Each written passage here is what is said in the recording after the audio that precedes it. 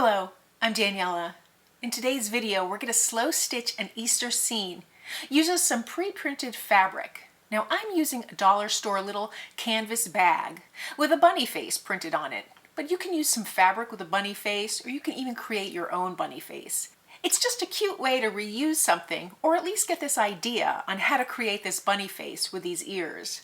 Now I'll show you some variations.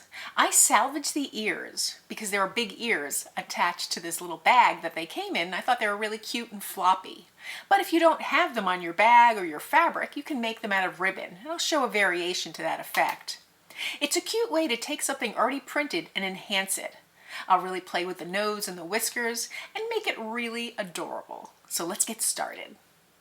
So for this project, I'm using these little fabric bags that I got at the dollar store. They come out at Easter time. A lot of stores have them. They're just little bags, either muslin or burlap. It's printed with a bunny face. This one happens to have bunny ears. This one doesn't. It has just a little cut here to look like ears, but I'll show you a technique you can use to make ears if your bag doesn't have them. And really what we're doing is salvaging the fabric and the print here. So what I want to do is essentially create just a little mini quilt using that piece. So I cut out the bag, stitched over the face, just the whiskers, the smile, the eyes, and the nose. And then I embellished it. I had a little trim here. I have my background piece, some lace. It's just a cute, really cute effect. So it's kind of a fun way to take something that's a little, well, a little unusual and use it in your work effectively. And it's a fun technique, particularly for our holidays. It's very festive. So to start out with, I have my bags here. You can use either bag. Today I'm going to use this one, and I'm going to cut them up. It really doesn't matter which one you use. If you have one without ears, you can use, just like the technique I showed you here, you could just use some ribbon, fold it over, and make ears. And I add a little lace topper to that. For this one, I'm going to cut it up. I have a background piece here. This is just some batting that I covered just with some folded over fabric. And then I took another piece of that fabric that I had left over. As you can see, it fits right perfectly here. And I'm going to use that in my work too. Figure out exactly how I want that to go. And then I have a piece of blue lace for the top. So to get started, I'm going to cut out my little bunny face. Now I'm going to salvage these ears. I'm not going to use them in entirety, but I'm still going to salvage them. So if you want to be really precise with your work, you can flip it inside out here and take a seam ripper and cut out the seams. If you're not really concerned about that, you can just take a pair of scissors and cut around it. So for the seam ripper, these seams are nice and big. I can just take my little seam ripper, pull it underneath, and then pull out a few stitches. And this way I'm not damaging the fabric. And this is how seamstresses remove different parts of fabric they've already attached that they no longer want attached. Just do as many as you need. It's a little tricky because sometimes this fabric, this burlappy fabric, I can bring the seam ripper through unintentionally. But then I can just start to pull it apart. I can even pull it apart this way and break up my seams. So now after this little surgery, I have my bag here. I don't need the entire piece, so I'm just going to cut off the bottom of the bag. And now I have my ears and my face. Using my piece here, I'm going to try and decide exactly how I want my bunny face to go. Now it's quite large, so I'm going to fold it and then maybe cut it. Just cut off the top a little bit.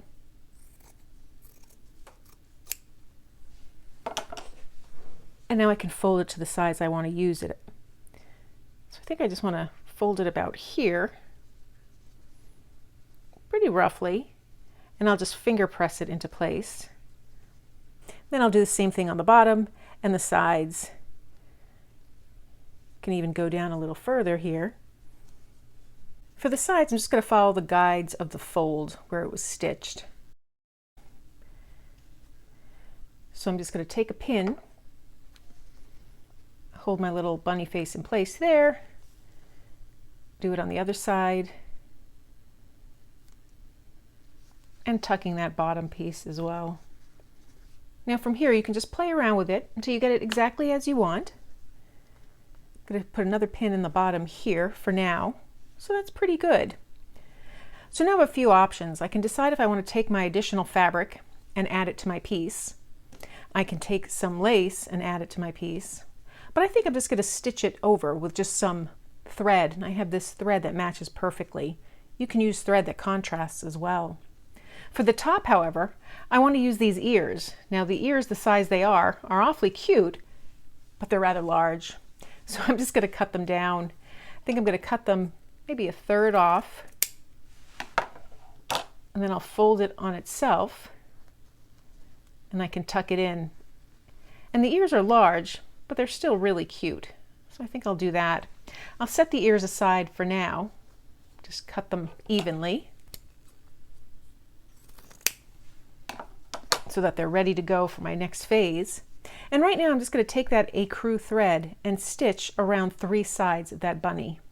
You can use any type of stitch you want. I'll start at the top here. I'm just going to do a straight stitch. And I'm trying to tack him down and keep him nice and straight. So I stitched 3/4 of my bunny face around, and I left the needle in because I'm going to continue stitching those ears. So now I have one ear that I stitched closed, and all I do is I take the ear and I fold it in on itself, and I try to match it on both sides. And this makes the ear a little bit smaller, and it makes it lie flat. And it's still a cute little floppy ear.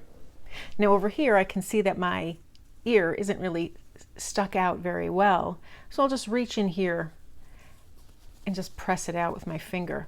Again, this isn't a high expense or high quality bag, so it might not press out. It might be forever sewn incorrectly, but that's okay.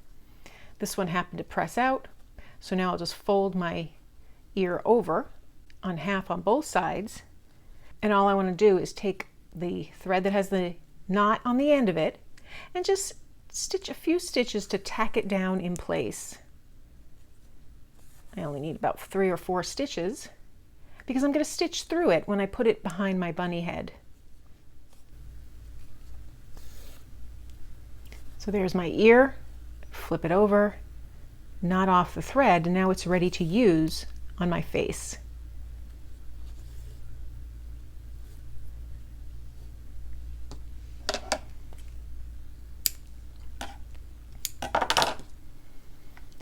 So now I just want to place my ears exactly where I want them.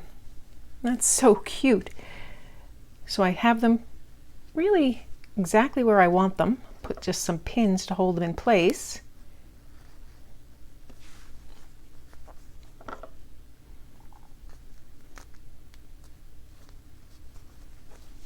And now I'll take my thread and stitch all the way across those ears.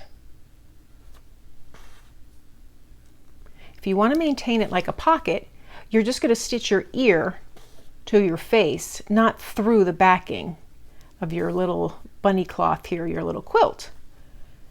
But I'm not using this as a pocket.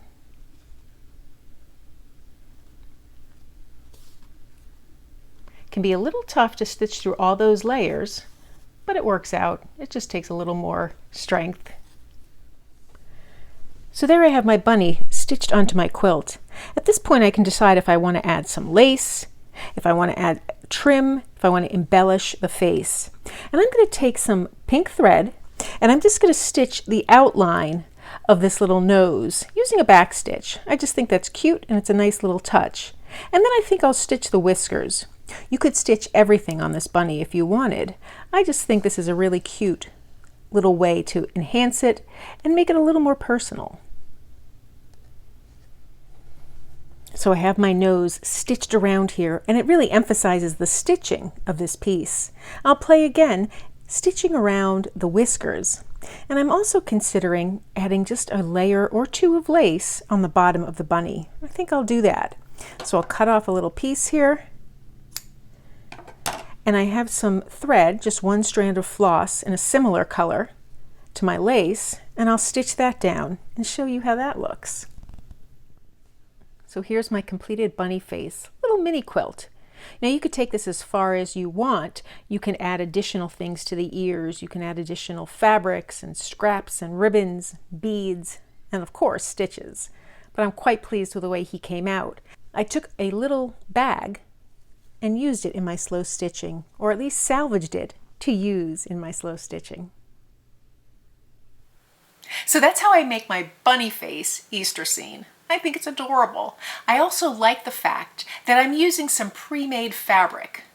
Taking apart that little fabric bag is a really cute touch. If you can't find that fabric bag, well, there are plenty of things you can do. You could stitch a very simple bunny face onto your piece, and just some little floppy ears with either ribbon or additional fabric. You really only need a nose, whiskers, and eyes. It's a really cute touch. If you enjoyed this video, please give it a thumbs up and be sure to subscribe. Thanks for joining me today.